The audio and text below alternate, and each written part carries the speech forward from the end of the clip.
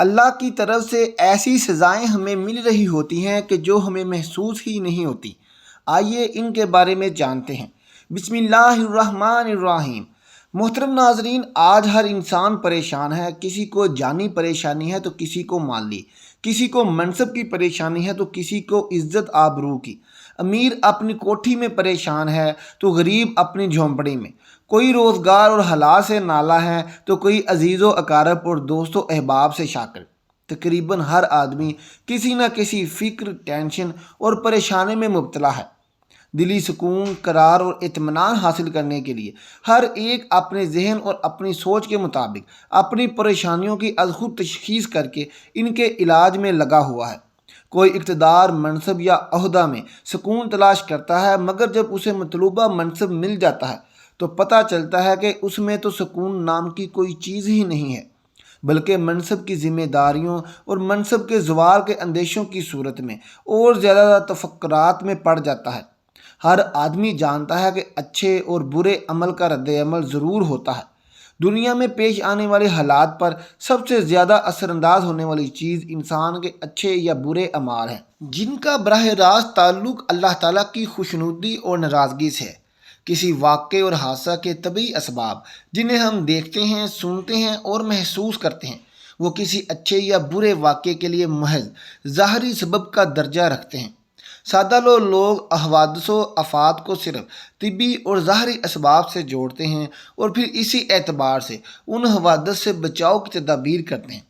شرعی تعلیمات کی روشنی میں بحیثیت مسلمان ہمیں یہ اعتقاد رکھنا ضروری ہے کہ یہ سب کچھ اللہ تعالیٰ کے حکم اور امر سے ہوتا ہے، جس کا عقل اور حواس و خمسہ کے ذریعے ادراک کرنے سے ہم قاصر ہیں اور یہ کبھی بھی سمجھ نہیں سکتے۔ کسی شاگرد نے اپنے استاد سے کہا، ہم رات دن اللہ تعالیٰ کی نافرمانی کرتے ہیں مگر اللہ تعالیٰ ہمیں سزا نہیں دیتا۔ استاد محترم نے جواب دیا، ایسی بات نہیں، بلکہ اللہ تعالیٰ ہمیں نہ جانے کتنی سزائیں دیتا ہے مگر ہمیں اس کا احساس ہی نہیں ہوتا۔ اللہ تعالیٰ کی سزائیں کیا ہوتی ہیں؟ آئیے اور یہ سنیے۔ نمبر 1، مناجات الہی کی لذت سے محرومی۔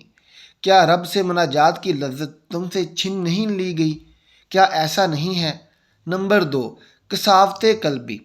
اس سے بڑی سزا کیا ہو سکتی ہے کہ انسان کا دل سخت ہو جائے اور وہ کسی بھی اچھے اور برے کی تمیز بھول جائے۔ نمبر 3، نیکیوں کا توفیق نہ ملنا۔ ایک بڑی سزا یہ بھی ہے کہ تمہیں نیکیوں کی توفیق بہت کم ملے۔ نمبر 4، تلاوت قرآن سے غفلت۔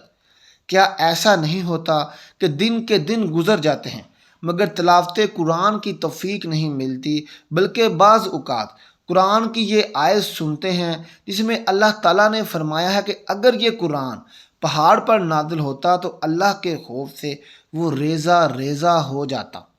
آیت سنتے ہیں مگر ہمارے دلوں پر اس کا کوئی اثر نہیں ہوتا۔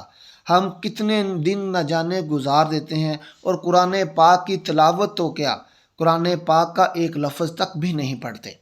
نمبر 5، تہجد سے محرومی۔ لمبی لمبی راتیں گزر جاتی ہیں مگر کبھی تہجد کی توفیق نہیں ملتی۔ نمبر 6، نیکیوں کے موسم بہار کی نہ قدری۔ نیکیوں کے موسم بہار آتے اور گزر جاتے ہیں، جیسے رمضان کے روزے، شوال کے روزے، ذوالحجہ کے مبارک ایام وغیرہ، مگر ان موسم میں عبادت کرنے کی توفیق نہیں ملتی۔ اس سے بڑی سزا اور کیا ہو سکتی ہے کہ اللہ تعالیٰ ہم سے ناراض ہیں اور ہمیں اس نے یہ سزا دی ہوئی ہے۔ نمبر 7، عبادت کو بوجھ محسوس کرنا۔ کیا تم عبادت کو بوجھ نہیں محسوس کرتے ہو؟ نمبر 8، ذکر الہی سے لاپرواہی۔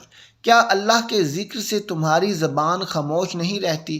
یہ بھی اللہ کی سزاؤں میں سے ایک سزا ہے۔ نمبر 9، دنیا کی محبت۔ کیا تم مال و دولت اور منصب و شہرت کی بے جا حرص و لالچ میں مبتلا نہیں ہو؟ اس سے بڑی سزا اور تمہارے لیے کیا ہو سکتی ہے کہ اللہ تعالیٰ نے تمہیں دنیا کی لالچ میں مبتلا کر دیا ہے۔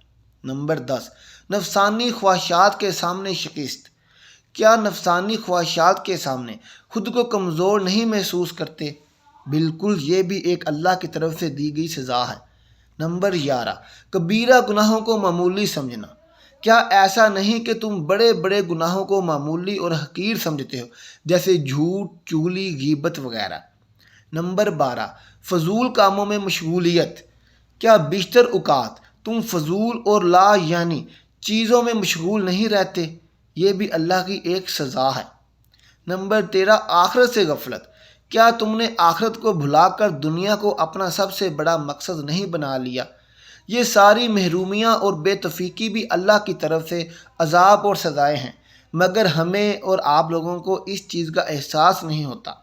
محترم خواتین و حضرات، یاد رکھو اللہ تعالیٰ کا یہ بہت معمولی عذاب ہے جسے ہم اپنے مال و اولاد اور صحت میں محسوس کرتے ہیں، اور حقیقی عذاب اور سب سے خطرناک سزا وہ ہے جو دل کو ملتی ہے۔ اللہ تعالیٰ نے حالات کو انسانی اعمال سے جوڑا اور وابستہ فرمایا ہے، چنانچہ انسان کے نیک بد اعمال کی نوعیت کا اعتبار سے احوال مرتب ہوتے ہیں۔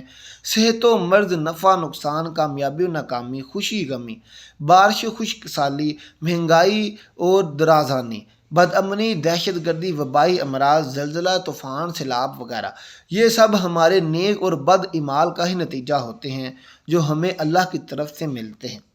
محترم ناظرین کرام، خلاصہ یہ ہے کہ ہم پر جو پریشانیاں اور مصیبتیں آتی ہیں وہ ہمارے اپنے ہی اعمال کا نتیجہ ہیں، لہذا پرسکون اور پرلطف زندگی گزارنے کے لیے ضروری ہے کہ ہم انفرادی اور اجتماعی طور پر اپنی زندگی گزشتہ کوتاہیوں پر نادم ہو کر اللہ تعالیٰ سے ان پر معافی مانگیں، فی الفور نافرمانی چھوڑ کر آئندہ اپنے اعمال کی اصلاح کریں۔